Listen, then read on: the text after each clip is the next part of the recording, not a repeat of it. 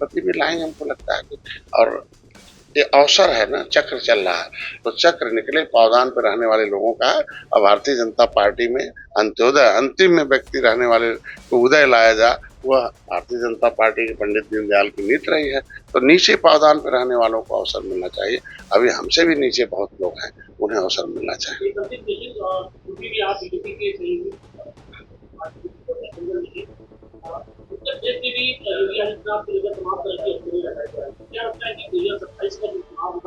वो आप लोग योगी आदित्यनाथ की ही अगुवाई में लड़ेंगे या फिर कोई दूसरा चेहरा भी हो सकता है?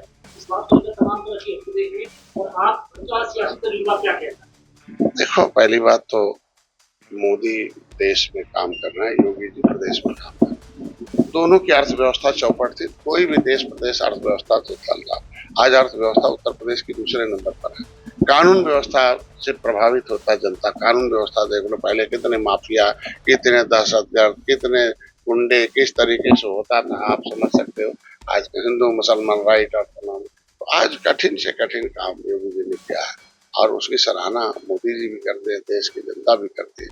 तो अभी तो फिलहाल ऐसा कुछ नहीं, ऐसे मीडिया में और विपक्ष के पास कुछ काम नहीं रह गया, जनता ने बाहर कर दिया, इसलिए वैसे ही उल्टा पुल्टा बयान देते रहते हैं, जिससे सुर्खियों में बने रहें, जिंदा रहें और चेहरा देखते रहें। अब काम तो कुछ विपक्ष ने किया नहीं कि जो काम देखे जनता, तो उसी बहाने बने रहते हैं कि कुछ बयान देते रहें तो जनता देखती रहे, तो कुछ जिंदा रहेंगे। और देखो, कांग्रेस और सपा पर हमेशा से तुष्टीकरण की नीति का आरोप लगता रहा और साबित भी होता रहा, और उसका नतीजा रहा कि जनता जब इनको समझ गई, पहले सोशल मीडिया नहीं था, खाली उन्हीं के लोग थे, तो जो बताते थे वही मान लेते थे।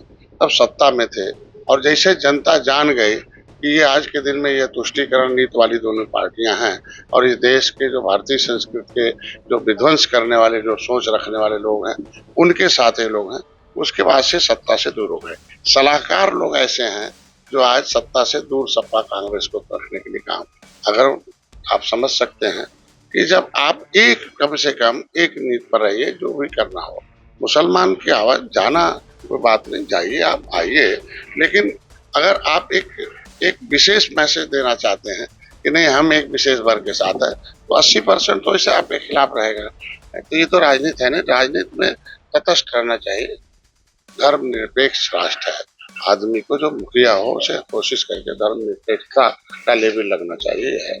आज के दिन में उनको जो भी पुराना बैठक करना हो अपनी पार्टी के कार्यालय पर करना, धार्मिक जगहों पर बैठकर राजनीतिक चर्चा करना, यह माना जाता है कि एक विशेष रूप से राजनीति करने का एक अड्डा है। और उसे इसीलिए आज इस जो मुसलमानों की दशा खराब इसीलिए है कि मुसलमान उपेक्षित क्यों हो रहा है।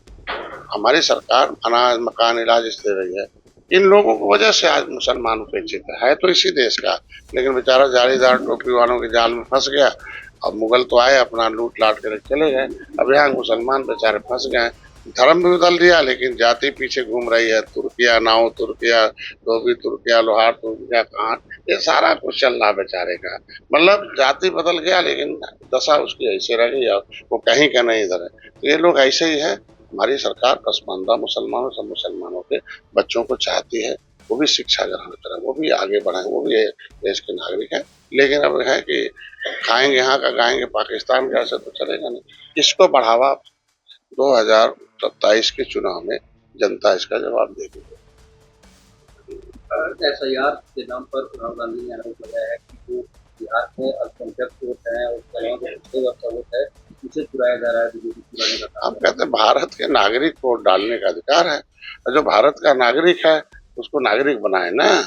हम कह रहे हैं ये तो संसद ने तय कर रहा। उन्हीं के समय में, भाई कांग्रेस के समय में ही, कांग्रेस के पास 70 साल थी सत्ता, तो आखिर जब इस लोकतंत्र में लिखा है कि भारत का नागरिक जो 18 वर्ष से ऊपर होगा वो डालेगा जब तक सांस चलेगा, तो नागरिक बनने में क्या दिक्कत है भारत का।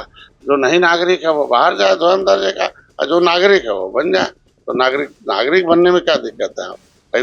गहन जांच तो ही हो रहा, और क्या है। इनके समय भी किया था इन लोगों ने, ऐसा थोड़ी है कि पीछे भी हो चुका है। उपराष्ट्रपति ने दिया है का हवाला है, इसको लेकर कभी तमाम चर्चा और आपका भी नाम। अरे विपक्ष के समय विपक्ष के समय भी इस्तीफे हो चुके हैं और उन लोगों के समय भी उपराष्ट्रपति ने इस्तीफे, ऐसा थोड़ी आज नई बात है। कोई भी अपने कारणों से इस्तीफा दे। राष्ट्र बड़ा चीज होता है। अगर कोई कहता कि नहीं हम असमर्थ हैं किसी कारण पर, तो सामर्थ्य तो थे, असमर्थता दिखा रहे तो उसमें राजनीति की कौन सी बड़ी बात है। विपक्ष के पास बयानबाजी के अलावा कुछ बचा नहीं है।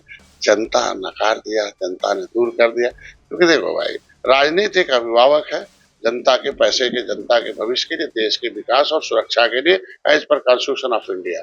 इन लोगों ने अगर जनता के अभिभावक के रूप में काम किया होता, अब तलवार गर्दन पर रख के जो धर्म बदल दिया, और बाकी लोग क्या है भैया, अब वो तलवार से त्योहार मनवा रहे थे, हमारी सरकार संस्कार से त्योहार मनवा रही है, तो सब लोग साथ आ रहे हैं। तो भाई क्यों परेशान है? अगर अभिभावक के रूप में कांग्रेस सपा बसपा रही होती तो फिर दूर जनता से क्यों होती? अभिभावक के रूप में मोदी आए हैं, इसलिए जनता उनके साथ है। ये लोग हंगामे का भेंट चढ़ाना चाहते हैं खाली सदन को। सदन तो जनता का है ना, जनता की आवाज है, जनता की सोच है, जनता इस देश के विकास के लिए सदन बना। उसके समय को बर्बाद करना ठीक नहीं। ये लोग वकील हैं तो वकालत करें ठीक से, वकालत करने का एक तरीका होता है, उस हिसाब से करें और दुनिया के सामने इस तरीके से। उपराष्ट्रपति के लिए कई नाम जो है चर्चा में है, उसमें से आपका भी एक नाम लोग बहुत तेजी में चर्चा में आ रहा है। बड़े भाई हैं माननीय मोदी जी, अमित शाह जी। अंतर बड़ी पार्टी है दुनिया में, एक सबसे मतलब एक खिताब मिला भारतीय जनता पार्टी के, बड़े संगठन, मजबूत संगठन, और राष्ट्र को अर्थव्यवस्था में इतनी तेजी से जो गायब हो गई थी अर्थव्यवस्था के नंबर में, तीसरे नंबर पर आना, फिर से राष्ट्र को गुरु बनाना, भारत को फिर से आत्मनिर्भर बनाना, फिर से भारत को मजबूत और दुनिया में पहचान दिलाना चल रहा। तो जहाँ इतने बड़े निर्णय लेने वाले लोग हैं, उसमें वो ऐसे ही कयास बहुत कुछ लगाया जाता है। जो उस लायक होगा उसको रखेंगे। और आपने देखा होगा कि अब तक इस तरह के लोग राष्ट्रपति बनते थे